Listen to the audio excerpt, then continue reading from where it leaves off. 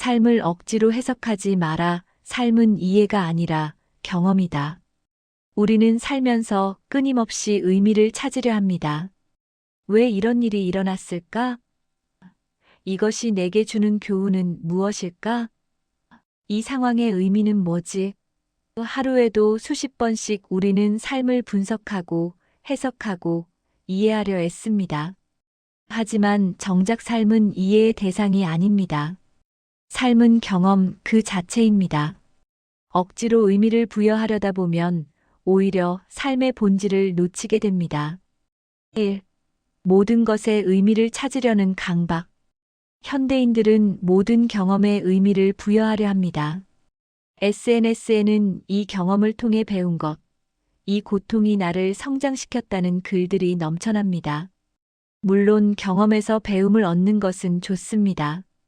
하지만 모든 경험이 반드시 의미 있어야 한다는 강박은 오히려 삶을 피곤하게 만듭니다. 때로는 그냥 힘든 날일 뿐이고 그냥 기분 좋은 날일 뿐입니다. 거기에 거창한 의미를 붙일 필요가 없습니다. 실현을 했을 때 이 경험이 나를 성숙하게 만들 거야라고 억지로 위안하기보다 그냥 아프다는 사실을 인정하고 느끼는 것이 더 건강합니다. 감정을 억지로 해석의 틀에 가두지 마세요. 2. 삶은 논리가 아니라 감각이다. 우리는 머리로 삶을 이해하려 하지만 삶은 몸으로 느껴지는 것입니다. 맛있는 음식을 먹을 때, 좋아하는 음악을 들을 때, 사랑하는 사람과 함께 있을 때, 우리는 그것을 분석하지 않습니다. 그냥 느낍니다. 그런데 유독 힘든 일이나 복잡한 감정이 생기면 우리는 그것을 이해하려고 애씁니다. 왜 나는 이렇게 느끼는 걸까? 이 감정의 원인은 뭐지? 끊임없이 분석하고 해체하려 합니다. 하지만 감정은 이해의 대상이 아닙니다. 감정은 그저 느껴지는 것입니다. 슬프면 슬픈 것이고 화가 나면 화가 난 것입니다. 거기에 논리적 설명이 필요하지 않습니다. 3. 의미를 찾느라 현재를 놓친다. 과거의 경험을 분석하고 미래의 의미를 예측하느라 정작 지금 이 순간을 놓치는 사람들이 많습니다. 여행을 가서도 이 경험이 내 인생에 어떤 의미가 있을까? 를 고민하고 사람을 만나면서도 이 관계가 나에게 무엇을 가져다 줄까? 를 계산합니다. 이렇게 살면 삶은 항상 미래의 의미를 위한 준비 단계가 됩니다. 지금 이 순간은 언제나 다음 단계를 위한 발판일 뿐이고 그 자체로는 가치가 없는 것처럼 느껴집니다. 하지만 삶은 지금 이 순간의 연속입니다. 미래의 의미를 위해 현재를 희생하면 결국 살아본 적이 없는 삶이 됩니다. 지금 이 순간을 온전히 경험하세요. 그것이 곧 삶입니다. 4. 실패를 억지로 성공 스토리로 만들지 마라. 요즘 유행하는 말이 있습니다. 실패는 성공의 어머니, 고통은 성장의 기회 같은 말들입니다. 물론 일리 있는 말입니다.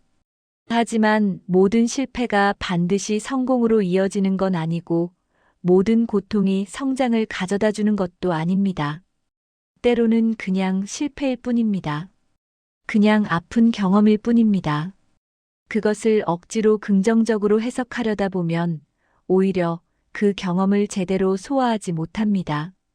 실패했다면 그냥 실패를 인정하세요.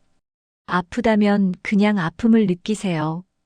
거기에 거창한 스토리를 붙이지 않아도 됩니다. 있는 그대로의 경험을 받아들일 때 비로소 그 경험은 당신의 일부가 됩니다. 5. 삶은 완성된 작품이 아니라 진행 중인 과정이다. 많은 사람들이 자신의 삶을 하나의 완성된 스토리로 만들려고 합니다. 나의 삶은 이런 의미를 가지고 있다.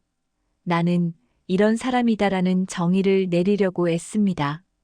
하지만 삶은 아직 끝나지 않았습니다. 당신은 여전히 변하고 있고 경험하고 있고 성장하고 있습니다. 지금의 해석이 평생 유효하지 않을 수도 있습니다.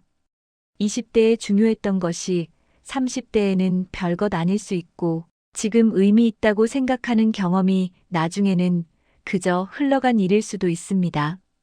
삶은 고정된 의미가 아니라 계속 변화하는 과정입니다. 6. 경험 그 자체를 존중하라. 삶을 억지로 해석하지 말라는 것은 삶에 무관심하라는 뜻이 아닙니다. 오히려 경험 그 자체를 더욱 존중하라는 의미입니다. 비가 오면 비를 느끼세요. 비는 슬픔을 상징한다.